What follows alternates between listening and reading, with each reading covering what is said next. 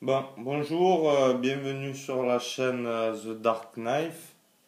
Alors, c'est une première vidéo. Alors, soyez un peu indulgents. Je vais vous présenter mes couteaux. Là, j'ai mis deux objets, un briquet et un stylo. Tout le monde y connaît à peu près les dimensions. C'est pour avoir un peu une échelle. Bon, alors on va commencer. Alors, Benchmade. Alors ça c'est le 903, l'Axis Striker. Petit couteau d'essai. Voilà, pas mal. Un petit peu cher pour le prix.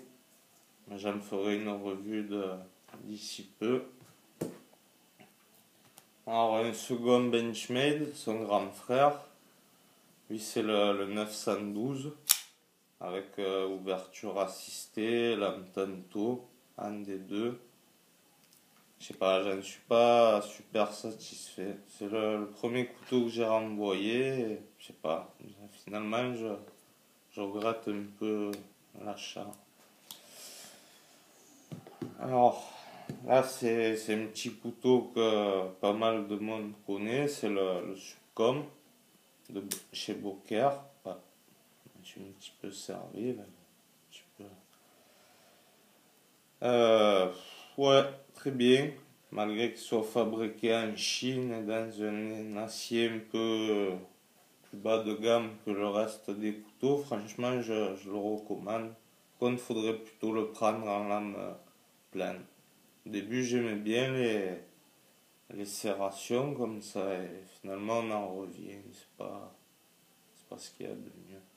Mais ce couteau est vraiment, pour le prix, à peu près une quarantaine d'euros, il est vraiment excellent. Vraiment un bon petit couteau.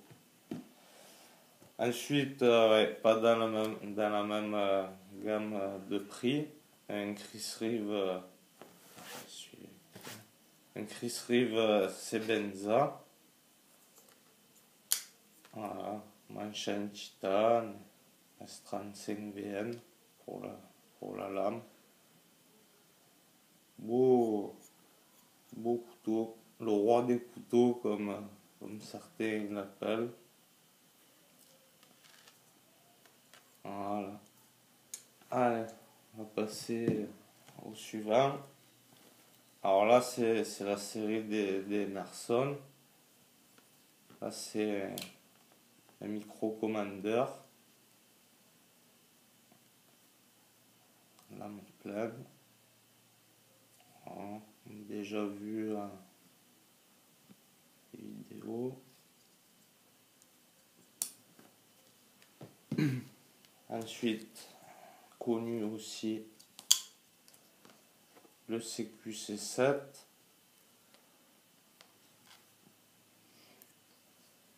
Là, à partir de 2012, je pense, ils ont un petit peu, celui-là c'est le modèle 2011, ils ont un petit peu changé après la texture du G10 et 2-3 détails. Bon, mais ça reste pratiquement les mêmes couteaux. Là, deuxième erreur de casting, le A100, je sais pas, il y a problème au niveau du lock, je sais pas, j'ose pas trop m'en servir pour. Dommage parce que j'aimais bien la ligne, mais ouais, je sais pas très satisfait finalement.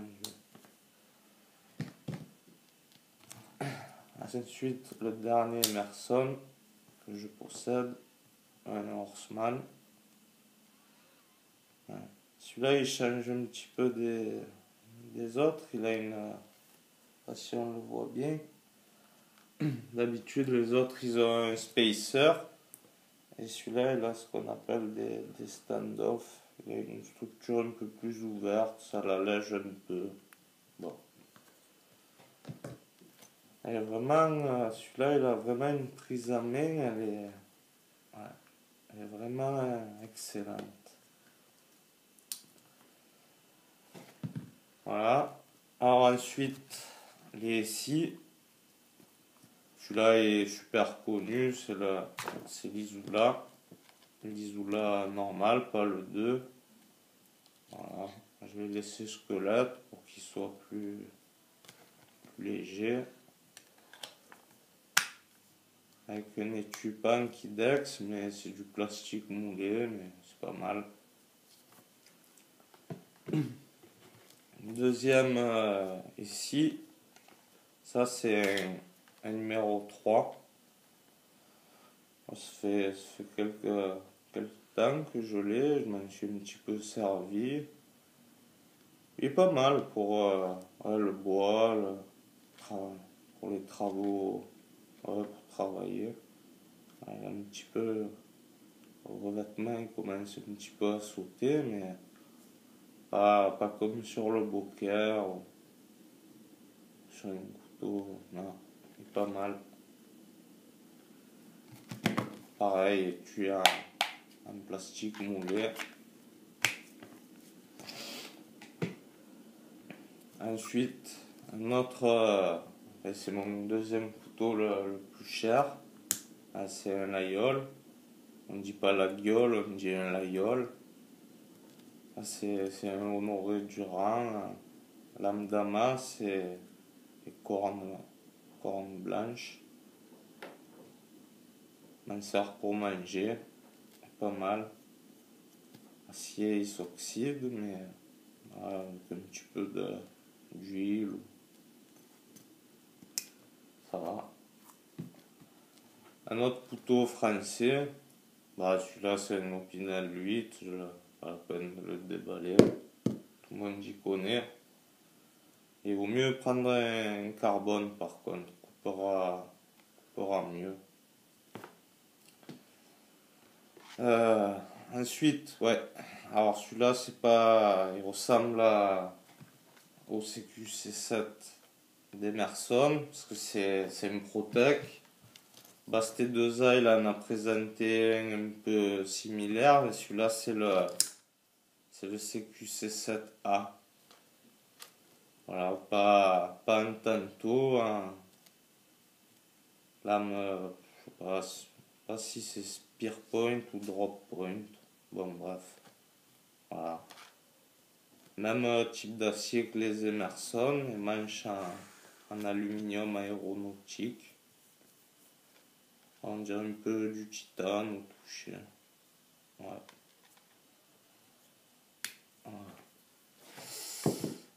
Allez, c'est bientôt fini. Alors, Spyderco, lui aussi vachement connu. Paramilitary 2. Son grand frère. Je vais vous le présenter en même temps. Voilà, comme ça on voit un peu la différence. Le military, le paramilitary.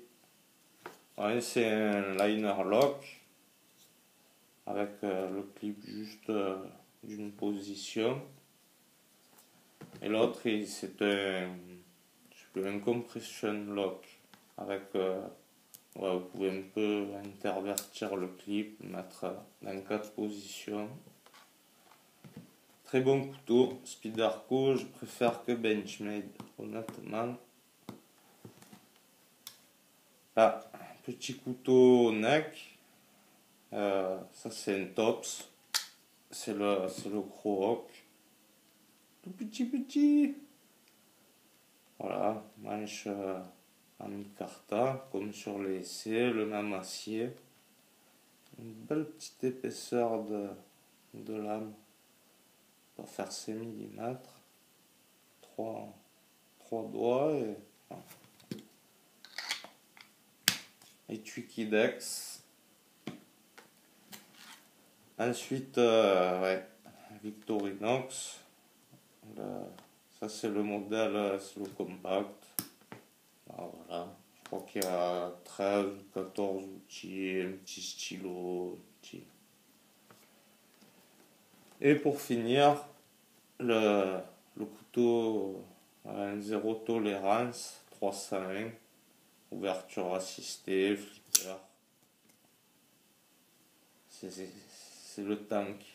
Je crois que c'est celui qui a la lame la plus épaisse de tous mes couteaux. Voilà. Je vous ai fait une brève présentation de mes couteaux. Viendront ensuite des vidéos de revue, un par un, de ceux qu'on n'a pas trop vus en français, ou peut-être ouais, de ceux qu'on a vus déjà un deuxième ou un troisième avis, c'est déjà pas mal. Bah, merci de m'avoir regardé et à bientôt.